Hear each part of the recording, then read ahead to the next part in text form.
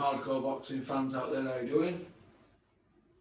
It's Rusty from Porky's Corner, the voice of hardcore boxing. We say the things that nobody dare say. Isn't that right?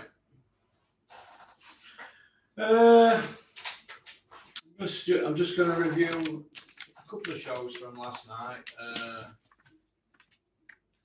Because it's 8 o'clock on a Sunday morning, and I thought I'd just get some out with it being first of the month. So, we'll come to Dennis Hobson's White Collar show shortly in Hamilton, in Scotland. We'll come to that in a minute. Right, first of all, I want to cover the Eddie Hills 4-0 Iceman 3 by way of show in Great Whalley, Brentwood, Essex. 800 quid a ticket with booking fee, £6 for a slice of pizza. I don't over an hot dog. I don't know what to say really, to be honest. Game changed. Game changed, didn't it? Nobody's going to say it, are they?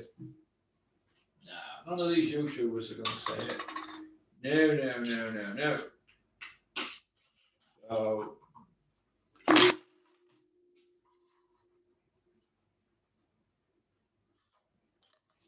big shout out to Dripping Tap. Keep them coming.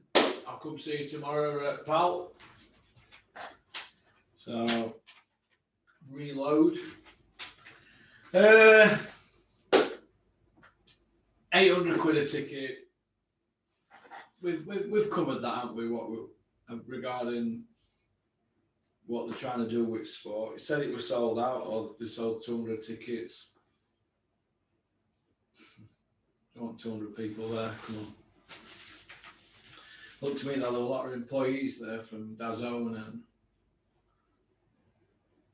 MATCHROOM, things like that, Old Pals Act and all that. But look, they're putting shows on, aren't they? So that's good, isn't it? Even if they're not fantastic. I mean, Dennis is putting shows on. The shockers, aren't they? But the product's watered down now. Eddie Hearn wouldn't have got away with that show on Sky 7 years ago, would he? There'd been an uproar.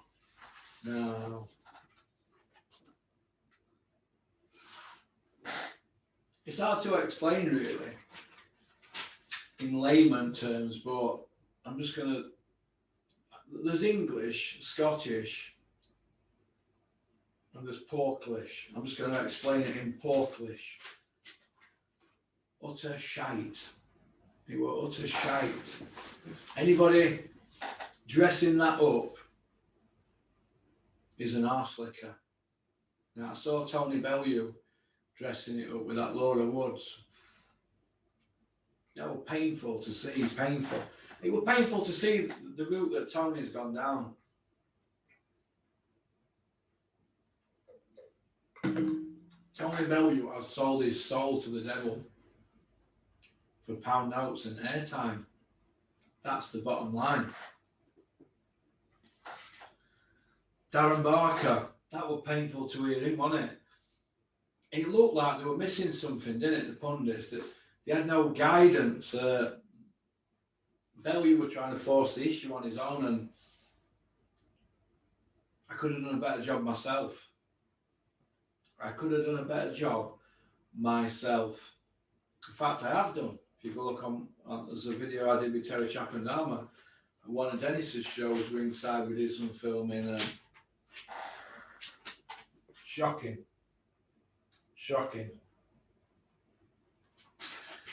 But we'll come to that in a minute. Right. Campbell Hatton now moves to 3-0. He's just beat Laskowski. I mean, another point win for Campbell Hatton. Why would you put your son through this business if you've got millions in bank? Why would you do that? Why? Why would you do that? Why? I would put my son through it if I had millions in bank. Isn't the whole point of being a boxer is to set your family up so they don't have to go through that. Campbell Latin just looks like he don't want to be there. Eddie Hardy from Woodlands punched him upside down in amateurs. Punched him upside down. He's not going to win a British title, Campbell Latin. Not going to win a British title at all. The wheels will come off, and that's the harsh reality. I'm afraid. That's the harsh reality of boxing. I'm not here to kiss anybody's ass. I'm just here to sift through the bullshit, and that yesterday was papering through the cracks. Papering through the cracks. But nobody dares say a word because they'll be out of the circle. So you've got to do as Eddie Hills says, otherwise you're gone. You're gone. They're going to control the narrative. Oh yeah, they're going to control it. They're going to control it. But for me, as soon as Laura Woods turned to Tony Bellew and asked him to explain about Campbell Latin's performance, that's where I realised that Tony Bellew is probably one of the biggest rimmers in boxing. That is where Tony Bellew sold his soul. If you don't believe me, go on to DAZN and look at what Tony Bellew said after Campbell Latin's performance. It was shocking. It was shocking, and he's had all big hype and everything he had it from Matchroom and Sky when they were with Sky, and that was shocking. He doesn't win a Central Area belt. No, Campbell Latin doesn't win a Central Area belt at all. At all. Sandy Ryan beat that Bavington. I expected her to win that, but who really cares? Anthony Fowler. He must have hit that guy with hundreds and hundreds of punches. He couldn't budge him till 8th round. Does he win a world title, Anthony Fowler? No, he don't beat Ted Cheeseman. Ted Cheeseman walks him down. Beefy Smith roasts him on a spit roast in Liverpool. I don't know how Eddie sold that fight to him, but I think it's good. Liam Smith coming down and Fowler going up and sort of meeting in the middle. I don't want to see the fight. Yeah, is it a good move from Eddie Hills? Yeah, I think it is. I think it is a good move. They had the poster up straight away, didn't they? Talk about marketing, talk about Desperado. We've got, what, 30, 60, 69. So we've got 10 weeks yesterday. 10 weeks to go till the fight. And already the Fowler Beefy Smith posters are out. So, but Anthony Fowler, he gets beat by Beefy Smith. He gets beat by him. Cullen against Yildirim. Everybody's making a big thing about the fact that Yildirim had been in with Canelo. We all saw what happened, didn't we?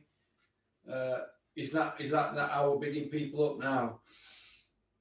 If you've been flogged off somebody, and then somebody beats you, the person that got flogged, that's a good win because he's been in with good company. He didn't really do anything with Canelo, did he?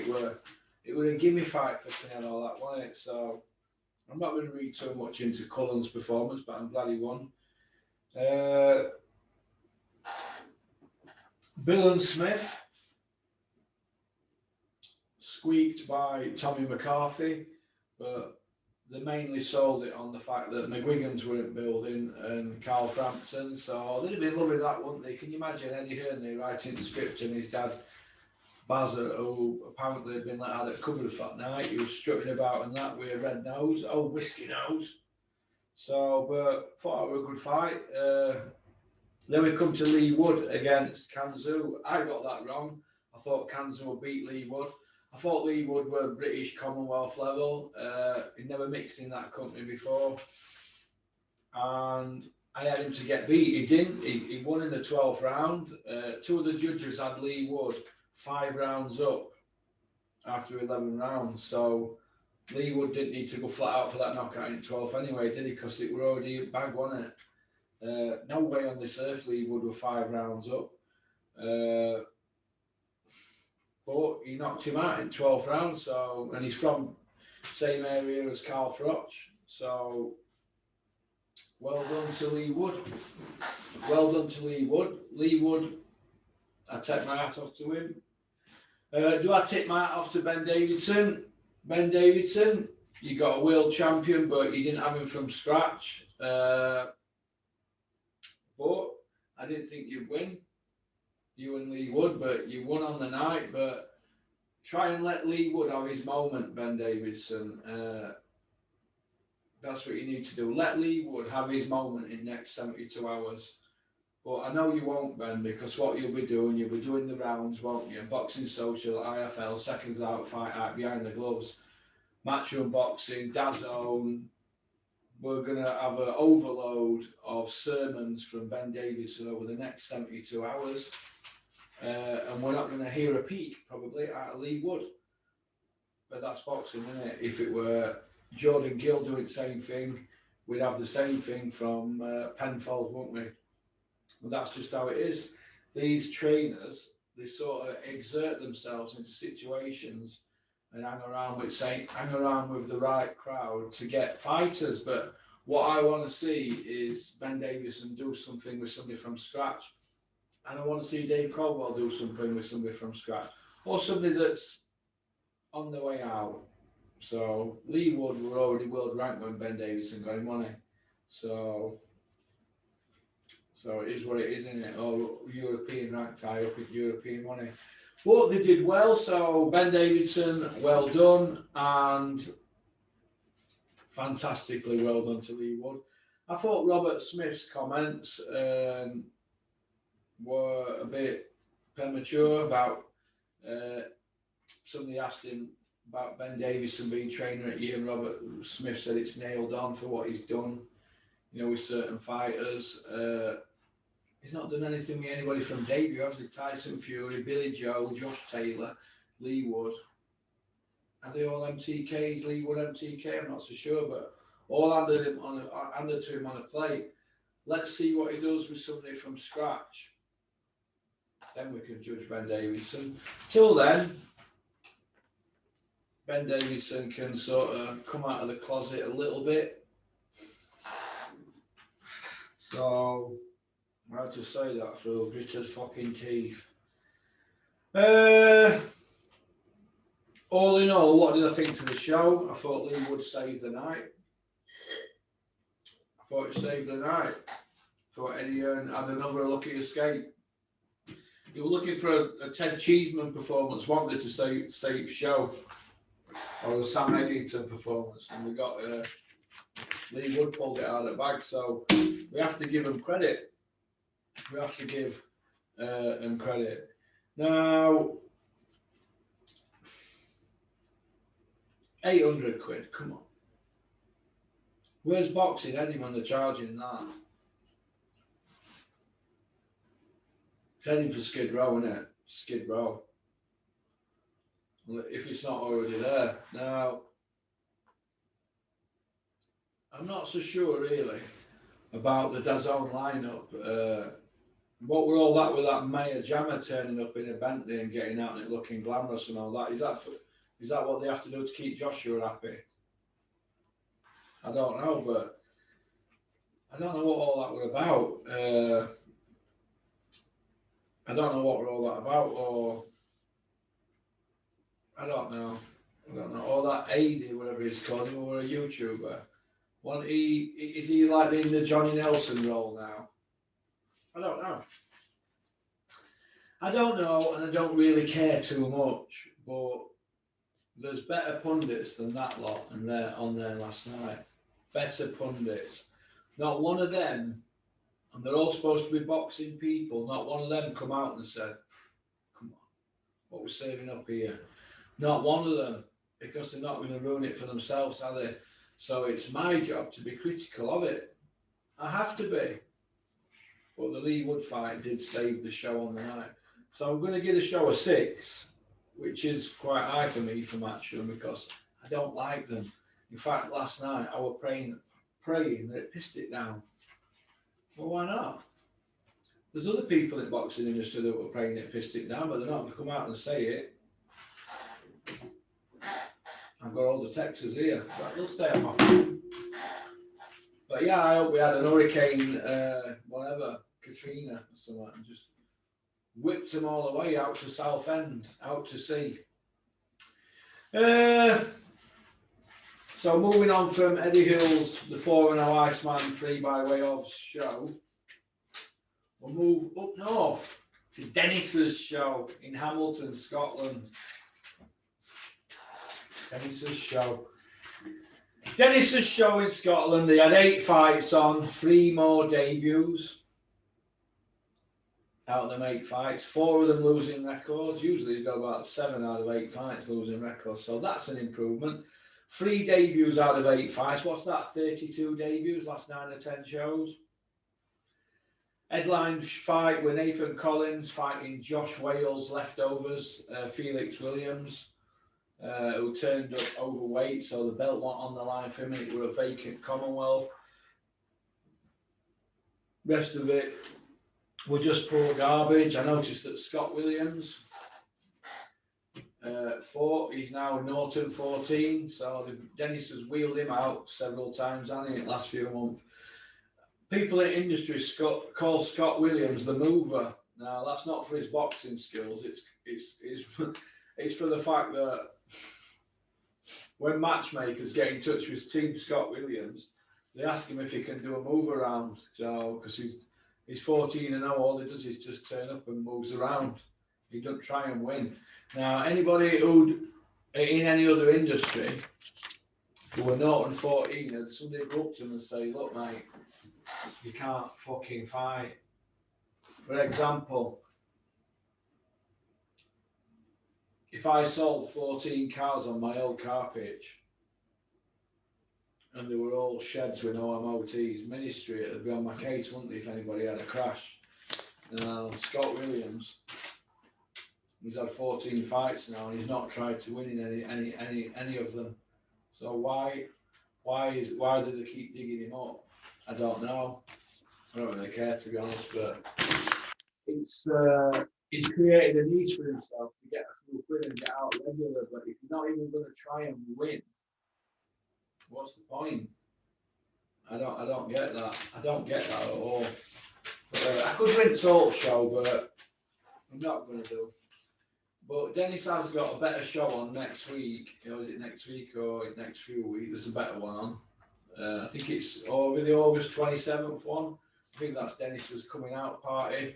Looking at it on BoxRec now, that looks like a really, really, really good show. So I'm really impressed with that show. It's got Dave Allen on there, Tomlinson, super duper Tommy Frank against Kyle Youssef. And there's other stuff on there. So that August 27th show, Friday, 3 week this Friday, that looks like really, really, really good show. So, well, that last night in Hamilton in Scotland was pure shite. And this is it, you see, in boxing now, right? Now, I know you had Nathan Collins, he won last night, didn't he?